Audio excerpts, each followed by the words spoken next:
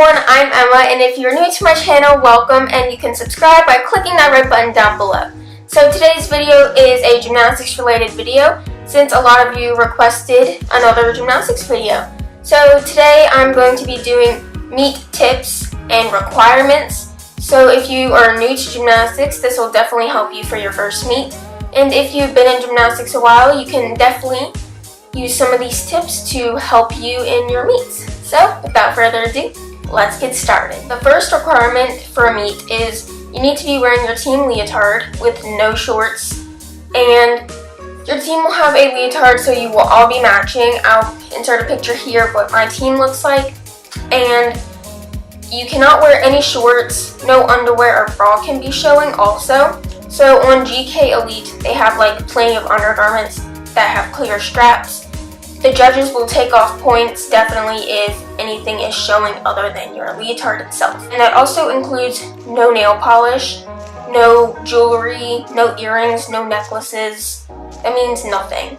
So just keep that in mind. You will be wearing a warm-up, so that can either be sweatpants, leggings, and a warm-up jacket that probably has your team name on it. And you will just wear this to the meet and sometimes to warm up if it's like cold in there.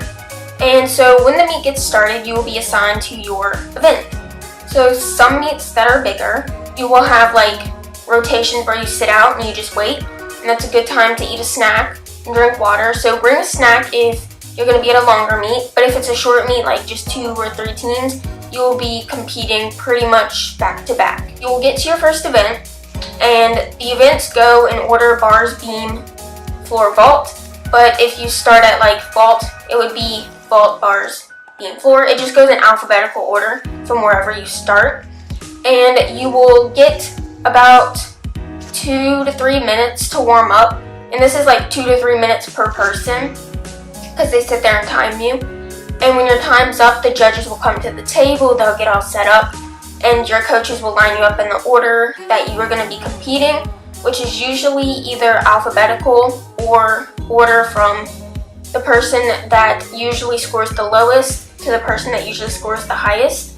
And I don't know why that's done, it's just done that way. And so before you compete, you walk up to your event where you will start. So if you're on beam, you'd walk to the spot that you would get on the beam, and if you're on bars, you would start at either the lower high bar, whichever part you mount on, and you will wait for the judges. They will raise their hand like this and say your name, or they'll raise like a flag if you're on vault. And when they say your name, you salute, and then you have 30 seconds to start your routine. Now for bars and beam, if you fall, you can get up to 1 minute to like re-chalk and like calm yourself down before you have to get on the beam. But if you go over a minute, there's 2 things that could happen. They'll either take off a 1-point deduction on top of your fall, which a fall can be like 0.5 to like a whole point sometimes, depending on like how bad it was, if it was just a wall when you jumped off or you like completely fell.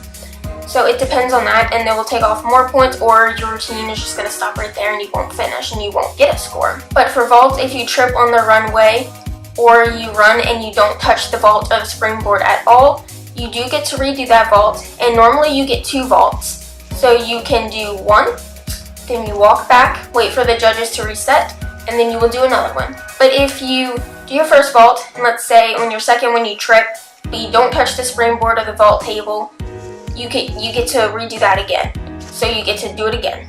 And that's just because vault, I don't know, it's a very quick event and it's very easy to get injured, so the judges understand that, like why you stopped and stuff. If you do touch the springboard or the vault table, you don't get to do that vault again, but your first or second vault score, whichever one you actually completed, that's the score you will get.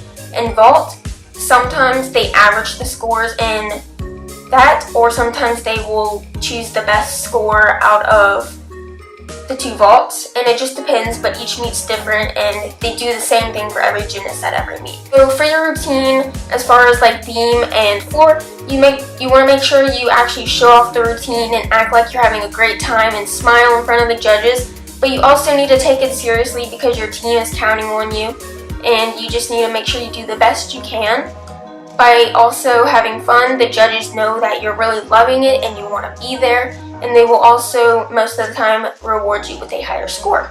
After the meet, you will typically go to awards, and they do individual awards first. So like each event, they'll go through all the awards for each group, and then they will do team awards at the end.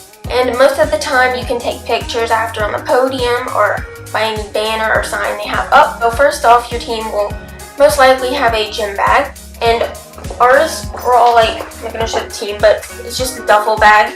And you make sure you want to have a ribbon or a keychain or something on yours so you know yours is yours. But on ours, on the back, we had our initials monogrammed on them. And definitely, if you wear grips, you definitely want to make sure your grips are the first thing you bring in your meets, because grips are definitely hard to compete without, especially if you forget them.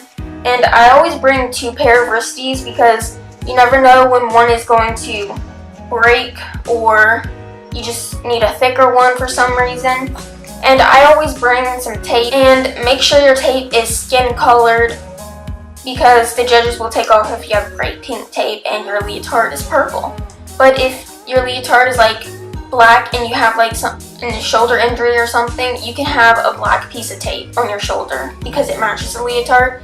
It just has to be something that either goes with your team colors or is nude. Bring a bottle of water in your bag because some meets is really hot in there and other meets it's freezing, but it is best to bring water because you will probably need it, especially after your floor routine. You'll be thirsty, and it'll just help you get ready for your next event. It's a good idea to bring a granola bar or a pack of almonds or something to fuel you up if you are feeling weak or tired. Your hair needs to be pulled up into a high bun or a ponytail if your hair is not long enough. You cannot have any bangs or pieces of hair falling out.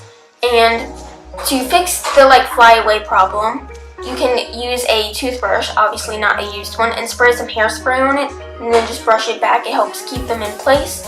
And I would recommend bringing a little bit of hairspray or hair gel and an extra ponytail in your bag in case you need it, or if your hair starts falling out, you can fix it. So I hope you guys enjoyed this video. If you did, be sure to give it a thumbs up. And I post every single Sunday, and my videos are uploaded at 12 p.m. Central Time. I will see you all next Sunday. Bye!